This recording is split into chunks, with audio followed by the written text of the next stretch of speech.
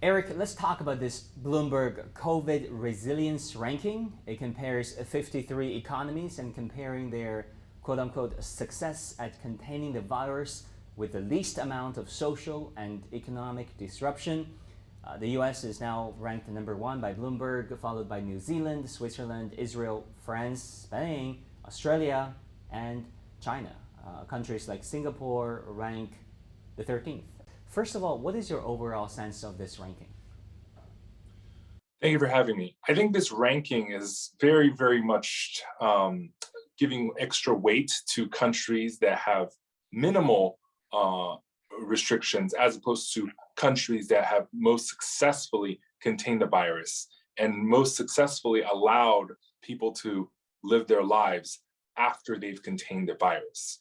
And in certain ways, we see that countries that took the most strict measures with border quarantines have contained the virus the most, like China, New Zealand, Australia.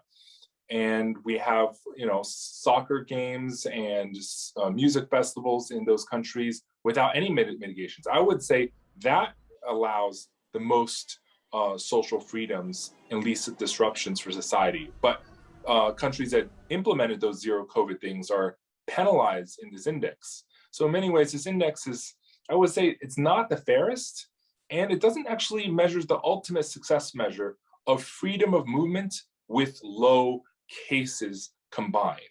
And that's why in certain ways, China ranks, unfortunately, much lower, and Singapore ranks much lower than it should. Let's talk about this report specifically.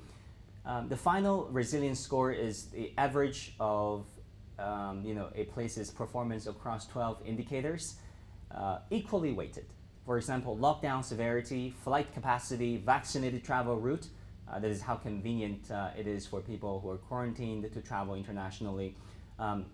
They are equally important as positive test result, case count, and death count. What are your thoughts on this? Well, I think that those measures are not all the same. They should not be equally weighted, and many of them should not be in the same index, because the resiliency index, that's a very vague word. I think what should matter is not just these different measures, but how successful were they? How successful were they in containing the virus? But the problem is this index doesn't give that exact weight. And so I would prefer an alternative index based on actually containing the virus, suppressing any increase as quickly as possible, and the relative success of keeping schools open, of major stadiums and sporting games open without having increases. And if you reweight it in that way, I think other countries in Asia will have performed much, much better. Because right now, US may be ranking number one, but US is having surging cases, doubling of cases in the last 2 weeks, rising hospitalizations, and even rising deaths right now. And I would not say US has contained this or been resilient in containing this right now whatsoever.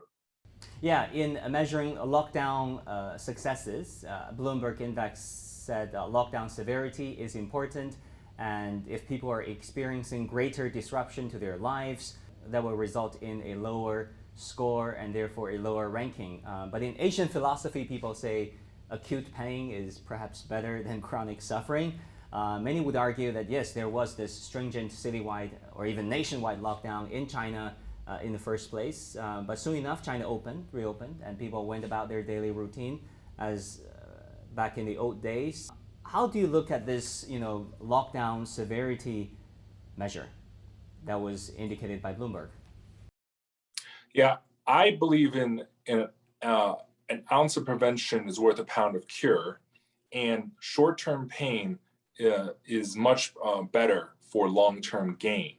And the Bloomberg Index currently penalizes you for having a very, very fast and severe mitigation measures in the short term, but doesn't give benefit to the positive outcomes that comes with the zero COVID approach.